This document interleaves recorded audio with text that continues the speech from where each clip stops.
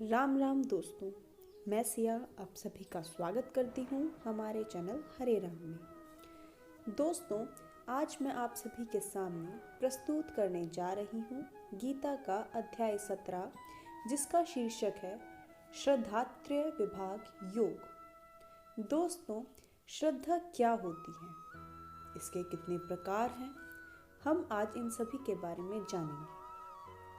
तो चलिए मेरे साथ श्री कृष्ण भगवान का नाम लेते हुए शुरू करते हैं गीता का अध्याय 17। तो बोलिए मेरे साथ, जय श्री कृष्ण। अर्जुन बोले, हे श्री कृष्ण, जो मनुष्य शास्त्र विधि को छोड़ करके श्रद्धा पूर्वक देवता आदि का पूजन करते हैं, उनकी निष्ठा फिर कौन सी है, सात्विक, राजसी अथवा तामसी? श्री कृष्ण बोले, मनुष्यों की वह स्वभाव से उत्पन्न हुई श्रद्धा सात्विकी तथा राजसी और तामसी ऐसे 3 तरह की होती है। उसको तुम मुझसे सुनो। हे भारत, सभी मनुष्यों की श्रद्धा उनके अंतःकरण के अनुरूप होती है।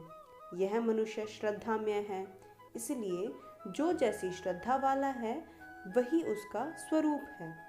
सात्विक मनुष्य देवताओं का पूजन करते हैं, राजस मनुष्य यक्षों का तथा राक्षसों का, और दूसरे जो तामस मनुष्य हैं वे प्रेतों और भूतगणों का पूजन करते हैं। जो मनुष्य शास्त्र विधि से रहित घोर तप करते हैं, जो दंभ और अहंकार से अच्छी तरह युक्त हैं, जो भोग पदार्थ आसक्ति और हठ से युक्त हैं, जो शरीर में स्थित 5 भूतों को तथा अंतःकरण में स्थित मुझ परमात्मा को भी कृश करने वाले हैं, उन अज्ञानियों को तू आसुरी स्वभाव वाला समझ।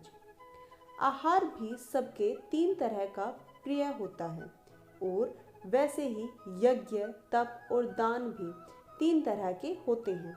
यानी शास्त्रीय कर्मों में भी गुणों को लेकर 3 तरह की रुचि होती है। तू उनके इस भेद को सुन।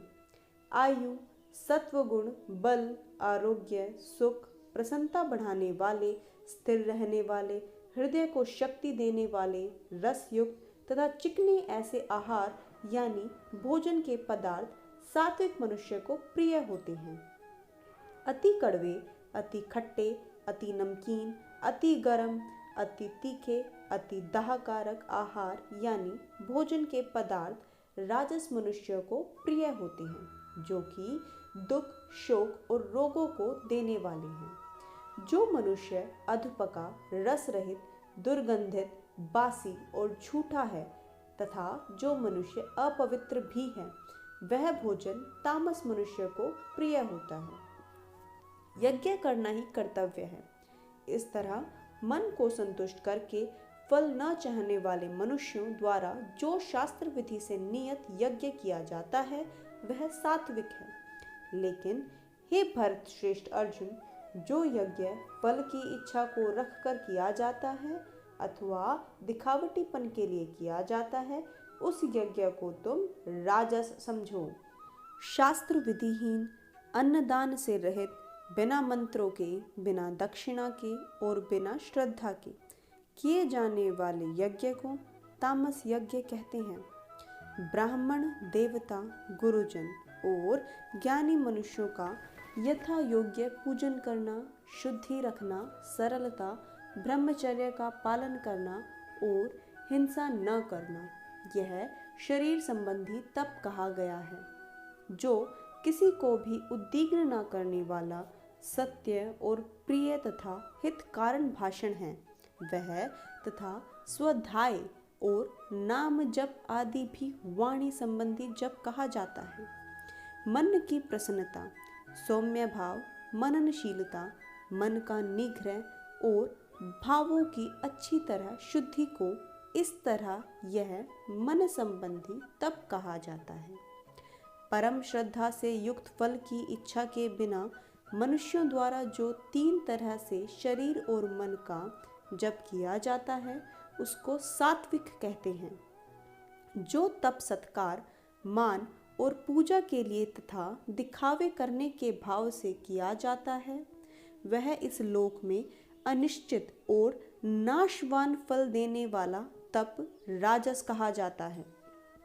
जो तप मूढ़ता पूर्वक हठ से मन और वाणी तथा शरीर को पीड़ा देकर तथा दूसरे का अनिष्ट करने के लिए किया जाता है, वह तामस है। दान देना ही कर्तव्य है, ऐसे भाव से जो दान देश तथा काल और पात्र के प्राप्त होने पर निष्काम भाव से दिया जाता है, वह दान सात्विक है।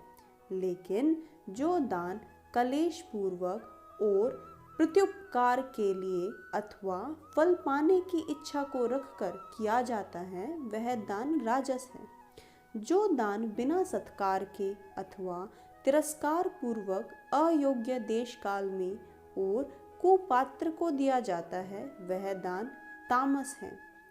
ओम तत् सत इन 3 तरह के नामों से जिस परमात्मा का संकेत किया गया है, उसी परमात्मा से सृष्टि के आदि में वेदों तथा ब्राह्मणों और यज्ञों की रचना हुई। इसलिए वैदिक सिद्धांतों को मानने वाले श्रेष्ठ पुरुषों की शास्त्र विधि से नियत यज्ञ, धन और तप रूप क्रियाएं सदैव ओम इस परमात्मा के नाम का उच्चारण करके ही आरंभ होती हैं। तत् नाम से कहे जाने वाले परमात्मा के लिए ही सब कुछ है, ऐसा मानकर मुक्ति चाहने वाले मनुष्यों द्वारा फल की इच्छा बिना अनेक तरह की यज्ञ और तप रूप क्रियाएं तथा दान रूप क्रियाएं की जाती हैं।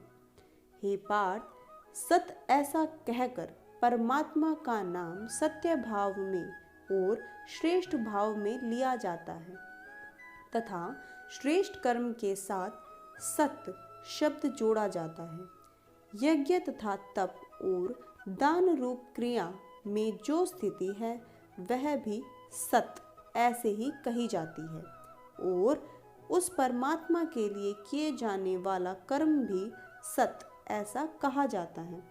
हे पार्थ, बिना श्रद्धा के किए जाने वाला हवन, दिया हुआ दान और तपा हुआ तप और जो कुछ भी किया हुआ शुभ कर्म है, वह सब असत है। उसका फल न तो इस लोक में होता है, न मरने के बाद परलोक में ही होता है। तो इसी के साथ 17वां अध्याय समाप्त होता है। मिलते हैं अगले एपिसोड में एक नए अध्याय के साथ। तब तक के लिए आप सभी को मेरी राम राम।